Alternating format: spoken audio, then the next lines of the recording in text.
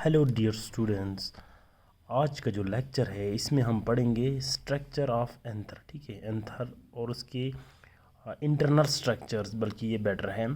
एक typical anther जो है हमारे एंजियोस्पर्म में जो देखा गया है उनमें दो लोब्स होते हैं और उस दो लोब के अंदर 1, 2, 3 और 4 जो है पोलन चैम्बर्स, या हम पोलन सैक बोलेंगे या लॉक्यूल्स बोलेंगे। ठीक है, तो ये 4 लॉक्यूल्स या स्पोरेंजियम होता है जिसकी वजह से हमको टेट्रास्पोरेंजिएट बोलेंगे। बाइलोब्ड टेट्रास्पोरेंजिएट या टेट्रागोनल। ठीक है, लेकिन ये कभी कभी सिर्फ 2 लोब होगा तो 4 स्पोरेंजियम होगा, कभी कभी इसमें से एक वाला साइड लोब जो है मिस होता है, इस तरह से एक ही लोब होगा, तब सिर्फ मोनोलोब्ड और 2 ही स्पोरेंजियम इनके अंदर होंगे या लॉक्यूल्स होंगे, तो मोनोलोब्ड बाइस्पोरेंजिएट होते हैं। ठीक है, मोनोथीकस बोलेंगे इसको, ऐसा भी बोल सकता है। कभी कभी एक ही लोब और एक ही स्पोरेंजियम भी देखा गया है, जैसे हमारे चाइना रोज़ में है। और ये जो मोनोस्पोरेंजिएट और बाई मोनोथीकस और बाइस्पोरेंजिएट जो है ये ज़्यादातर कॉटन फैमिली में देखा गया है, मालवेसी फैमिली, जिसमें गोसिपियम एक एग्ज़ाम्पल है। ठीक है, गोसिपियम काटन को जो प्लांट है उसको बोलते हैं, तो ये एक एग्ज़ाम्पल है काटन फैमिली का। अब अगर किसी भी मैच्योर एंथर को अब आप ट्रांसफर सेक्शन काटेंगे, ठीक है, यूँ ये मान लो एक बाइस्पोरेंजिएट एंथर है, इसको इस तरह से जब आप सेक्शन काटते हैं ट्रांसवर्स सेक्शन, तो आपके पास एक इस टाइप का डायग्राम जो है ये सामने खिल के आ जाता है। ठीक है, समझ आया? तो क्या क्या आपको नज़र आएगा, बीच में एक स्ट्रैंड नज़र आ जाएगा इस तरह से, जिसको हम ये पोर्शन जो है इसको कनेक्टिव टिश्यू, इनके बीच में ये वेस्कुलर बंडल है, जाइलम और फ्लोएम। उसके अलावा यहाँ से ये जो पोर्शन है यहाँ पे ये एंथर वॉल है। ठीक है, और इस एंथर वॉल के अंदर जो है स्पोरोजिनस टिश्यूज़ नज़र आएगा, और इसी एंथर में आपको बीच में इस तरह से कुछ ग्रूव्स जैसे या डिप्रेशन जैसा स्ट्रक्चर है, देखो यहाँ अंदर की तरफ है, इस साइड से भी, इस माउथ लाइक स्ट्रक्चर को हम स्टोमियम कहते हैं। तो ये आपको इस तरह से स्ट्रक्चर जो है ट्रांसवर्स सेक्शन में नज़र आ जाएगा। तो ट्रांसवर्स सेक्शन में ये 3 चीज़ें आपको खास नज़र आएगा, एक स्टीराइल कनेक्टिव टिश्यू पोर्शन जो नज़र आएगा, एक एंथर वॉल नज़र आएगा, और उसके अंदर स्पोरोजिनस टिश्यूज़ नज़र आ जाएंगे। ठीक है, अब सबसे पहले हम जो है कनेक्टिव टिश्यू, या ये कनेक्टिव ही आप बोलो, ये कनेक्टिव क्या होता है, ये जो हमारे एंथर का स्टॉक जो होता है, ये स्टॉक या फ्लामेंट, इसका ये अपर पार्ट होता है जो जाके मर्ज होता है किसके साथ, एंथर के साथ, जो मर्ज हो जाएगा ये। ठीक है, यानी कि स्टॉक का वो पोर्शन जहाँ जाके एंथर जो है इसके साथ, स्टॉक के साथ मिल जाएगा। ये जो है पैरेन्काइमेटा सेल्स की बनी हुई होती है, और जो ये हमारे कनेक्टिव टिश्यूज़ इसमें होंगे ये स्टीराइल होते हैं, मतलब हो गया ये गेमेट्स फॉर्मेशन में हिस्सा नहीं लेता है, लेकिन इन्हीं कनेक्टिव के बीच से जो है हमारा वेस्कुलर सिलेंडर या वेस्कुलर सप्लाई, जिसमें जाइलम और फ्लोएम आके चला आता है, किसके लिए, एंथर के लिए। ठीक है, यहीं से निकल के यहाँ आ जाएगा इन एंथर्स के लिए। तो ये पहला पोर्शन है। उसके बाद आते हैं एंथर वॉल। यहाँ आप अच्छी तरह से ध्यान दीजिए, एंथर वॉल जो है इसके 4 पार्ट्स नज़र आएंगे। कितने पार्ट्स नज़र आएंगे, 4 पार्ट्स। ठीक है, एपिडर्मिस, ठीक है, उसके बाद एंडोथीशम, फिर उसके बाद आपको नज़र आएगा मिडल लेयर, और लास्ट में टैपेटम। ये पूरा का पूरा यहाँ से लेके यहाँ तक का जो स्ट्रक्चर है इसको हम एंथर वॉल बोलते हैं, जिसमें सबसे पहले एपिडर्मिस, फिर ठीक इसके बाद जो ये लेयर है इसको हम एंडोथीशम बोलते हैं, फिर यहाँ पे 2 लेयर का ये मिडल लेयर इसको हम बोलते हैं, फिर अंदर से एक ही लेयर का जो है टैपेटम आ जाएगा, और फिर वो अंदर है स्पोरोजिनस टिश्यूज़। तो ये एपिडर्मिस जो है, ठीक है, ये आउटर मोस्ट लेयर है, कम्पैक्टली अरेंज्ड, इनमें सेल्स होते हैं, सिंगल लेयर्ड होगा, और इनका फंक्शन जो है वो होता है क्या, प्रोटेक्शन का फंक्शन होता है। ठीक है, यहाँ देख लीजिए ये एपिडर्मिस है, और ये पूरा एपिडर्मिस जो है यहाँ से आप देख लीजिए, ये कम्पैक्टली अरेंज्ड की ये सिंगल लेयर्ड है, ठीक है। इनमें कोई भी थिकनिंग शिकनिंग किसी चीज़ की डिपोजिशन नहीं हुई होती है। दो देयर आर फ्यू एक्सेप्शंस। देखो एपिडर्मिस एक ख़ास प्लांट जिसको आर्स्यूथोबियम बोलते हैं, एक पैरासाइटिक प्लांट है जिसमें ये सेलुलोज की थिकनिंग इस एपिडर्मिस के ऊपर होता है। इसी वजह से इस प्लांट में जो एंथरवाल का जो एपिडर्मिस है उसको एक्सोथीशियम बोलता है, ठीक है। फाइब्रस थिकनिंग इसमें हुआ होता है।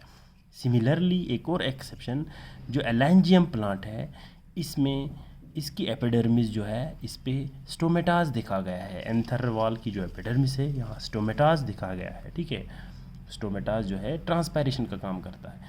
उसके बाद दूसरा जो लेयर है एंथरवाल का वो है एंडोथीशियम। एंडोथीशियम जो है रेडियली इलोंगेटेड सेल, इस तरह से लंबा, रेडियली इलोंगेटेड मतलब हो गया अंदर की तरफ लंबे लंबे, ठीक है। ये सेल्स होते हैं जिनमें सेलुलोज की थिकनिंग हुई होती है। कहाँ पे? इनकी टेंजेंशियल वॉल्स पे, ठीक है। With traces of pectin and lignin. सिर्फ सेलुलोज की थिकनिंग नहीं होती, इनमें डिपोजिशन हो गई होती है पैक्टिन की भी और साथ साथ में थोड़ा थोड़ा लिग्निन की भी। कहाँ पे?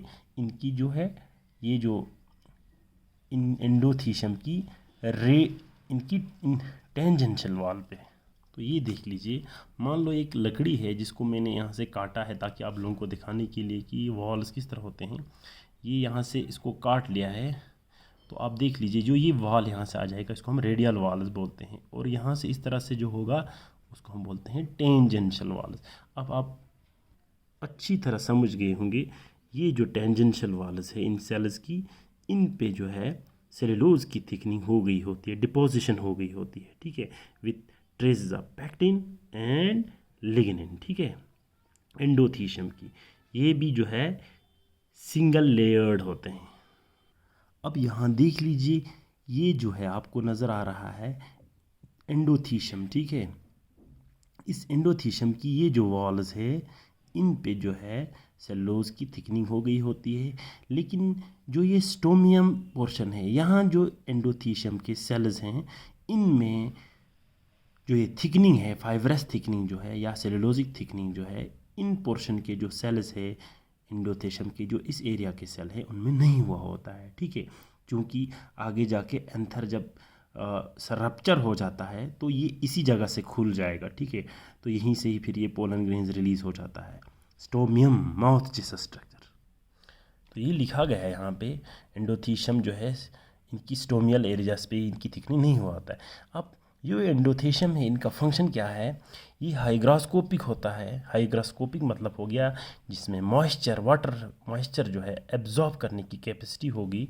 अब जब ये वाटर एब्जॉर्ब करता है तो इनमें एक ज़बरदस्त प्रेशर वजूद में आ जाता है जिसकी वजह से एक फोर्स क्रिएट करता है एंथरवॉल पे, जो कि फिर टूट जाता है इन स्टोमियल एरिया से जब ये मैच्योर हो जाएगा फुल्ली, ताकि पोलन ग्रेन जो है वो रिलीज़ कर दे। बहरहाल उसके बाद तीसरा लेयर स्टार्ट हो जाता है।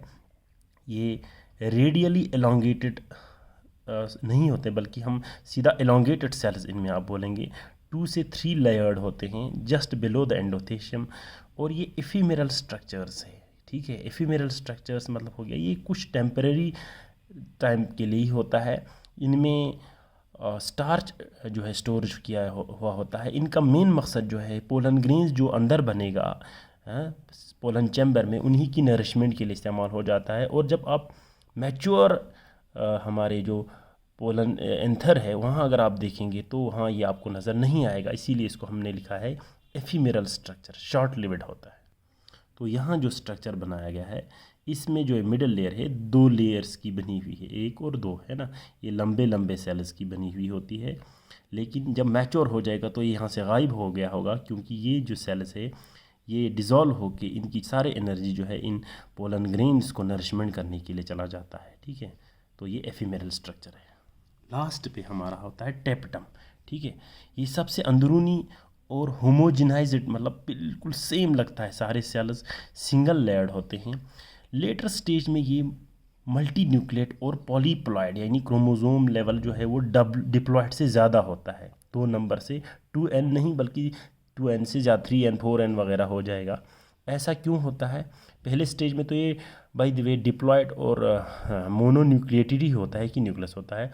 वो इस वजह से होता है क्योंकि इनमें होता है एंडोमाइटोसिस। ठीक है, एंडोमाइटोसिस क्या क्या मतलब, जब कोई सेल जो है डिवाइड हो जाता है तो क्या होते हैं कि एक स्टेज आ जाता है सेल साइकिल के दौरान, तो उस वक़्त हम उसको एनाफेज कहते हैं। ठीक है, माइटोसिस के दौरान, जिसके दौरान जो है दो क्रोमोसोम्स जो है वो सेपरेट कहाँ चला जाता है, सेपरेट पोल्स की तरफ एक ख़ास फाइबर के ज़रिए खींचा चला जाता है, जिसको हम बोलते हैं क्या, जिसको हम कहते हैं स्पेंडल फाइबर्स। तो ये स्पेंडल फाइबर्स एक क्रोमोसोम को एक दूसरे क्रोमोसोम को दूसरे साइड में यूं लिया जाता है ताकि जब डिवाइडिंग सेल होगा तो उनमें क्रोमोसोम जो है वो बराबर रहे। लेकिन जब ये स्पेंडल फाइबर फॉर्मेशन नहीं होता है तो होता ये है कि सारे क्रोमोसोम जो है एक ही साइड में रह जाएगा, जिसकी वजह से क्रोमोसोम जो है रेप्लिकेशन के बाद भी जो है वो डबल हो जाएगा या ट्रिपल हो जाएगा। ठीक है, पॉलीप्लॉइड हो जाता है। और साथ साथ में जब न्यूक्लियर डिवीजन होना है, अब कोई भी सेल डिवीजन में सबसे पहले जो है साइटोकाइनेसिस होता है। साइटोकाइनेसिस मतलब हो गया साइटोप्लाज्म की, फिर उसके बाद न्यूक्लियस की डिवीजन होती है। तो यहाँ साइटोकाइनेसिस तो होता है लेकिन बाद में न्यूक्लियस की डिवीजन भी नहीं होता, इस वजह से मल्टी न्यूक्लियेट भी हो जाएगा। ठीक है, फ्री न्यूक्लियर डिवीजन हम इसको बोलते हैं। तो दोनों को मिला के हम बोलेंगे एंडोमाइटोसिस। यहाँ पे कुछ एक्सेप्शंस लगी हुई है। टैपिटल सेल जो हमारे एप्पल में होते हैं उनमें पिगमेंटेड होता है रेड ब्राउन की, और सिमिलरली जो हमारे एनीमून मैक्सिकाना है वहाँ वायलेट पिगमेंट जो है इन टैपिटल सेल्स में देखा गया है।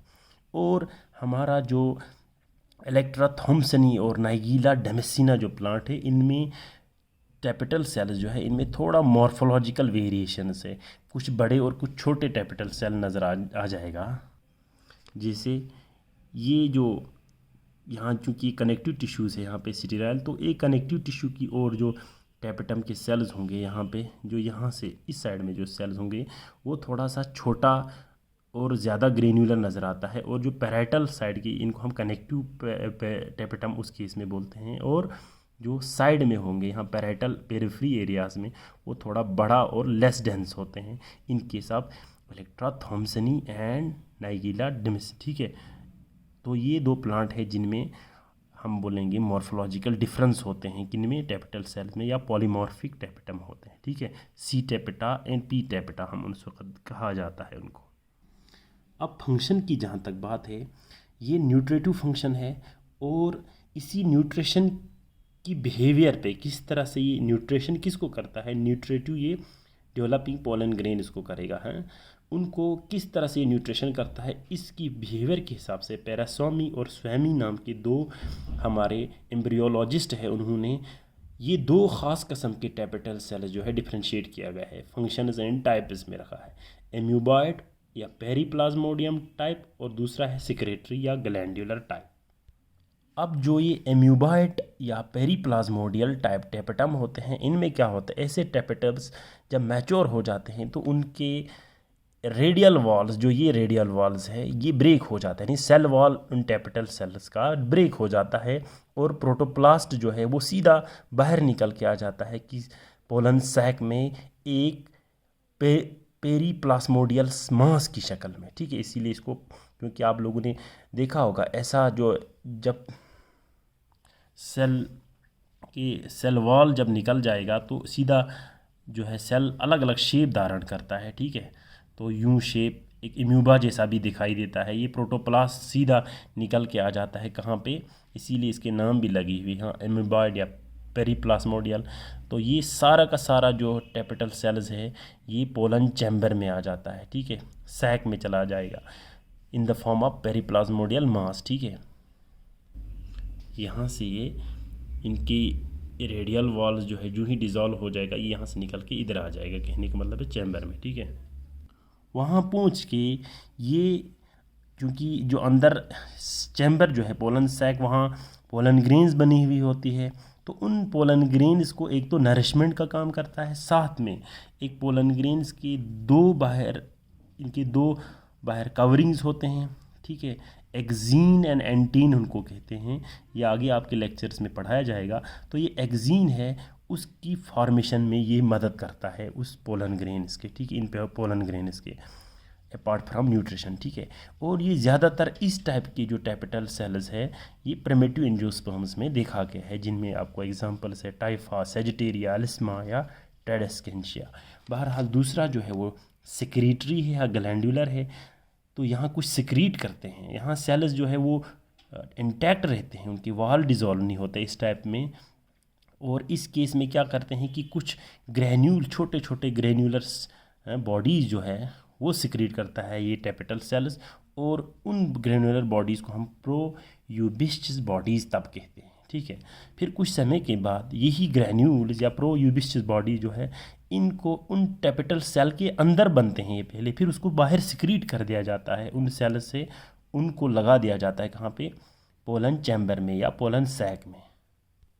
पहले जो ये टैपेटल सेल है इनके अंदर प्रोड्यूस होगा ये ग्रैन्यूल्स प्रोयूबिस्चिस बॉडीज़, बाद में इनको सिक्रीट करके इस चैम्बर लैक्यूल में जो है उसको सिक्रीट कर दिया जाता है, जहाँ पूछ के इन प्रोयूबिस्चिस बॉडीज़ को हम फिर यूबिस्चिस बॉडीज़ कहते हैं।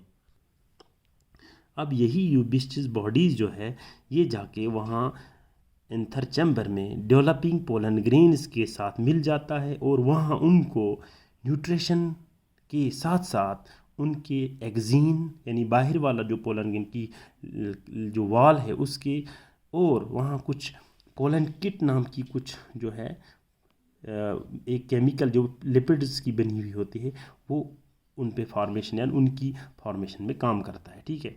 ये ज़्यादातर किन में देखा गया है, हमारे एडवांस्ड एंजियोस्पर्म्स में या एस्ट्रेसी में देखा गया है। अब अगर आप ये बताएंगे कि ये जो हमारे जो ये यूबिस्चिस बॉडीज़ में इनमें क्या होता है, ये अगर देखेंगे यूबिस्चिस बॉडीज़ ये स्पोरोपोलिन और पोलन किट की ही बनी हुई होती है। अगर स्पोरोपोलिन को आप देखेंगे तो ये खुद एक बायोपॉलीमर है, लिविंग ऑर्गेनिज्म द्वारा सिक्रीट की गई पॉलीमर है, जिसमें फैटी एसिड्स, फिनाइल प्रेपोनाइड्स, उसके अलावा फिनोलिक्स और कुछ कैरोटिनॉइड्स से मिल के ये कम्प्लेक्स सबस्टेंस बनता है जिसको हम स्पोरोपोलिन बोलता है। यही स्पोरोपोलिन और पोलन किट जिसमें कुछ लिपिड्स और कुछ कार्बोहाइड्रेट्स होते हैं ये मिल के जो है यूबिस्चिस बॉडीज़ होते हैं। यही यूबिस्चिस बॉडीज़ जो है आगे जाके फिर ये हमारे पोलन ग्रेन्स के एक्जीन और पोलन किट फॉर्मेशन में काम करता है apart from their nutritive function, ठीक है। और लास्ट में हमारा जो एंथर के अंदर बच जाएगा, ठीक है, वो है स्पोरोजिनस टिश्यूज़। ये हैं sporogenous tissues, microspore mother cells कहते हैं जब ये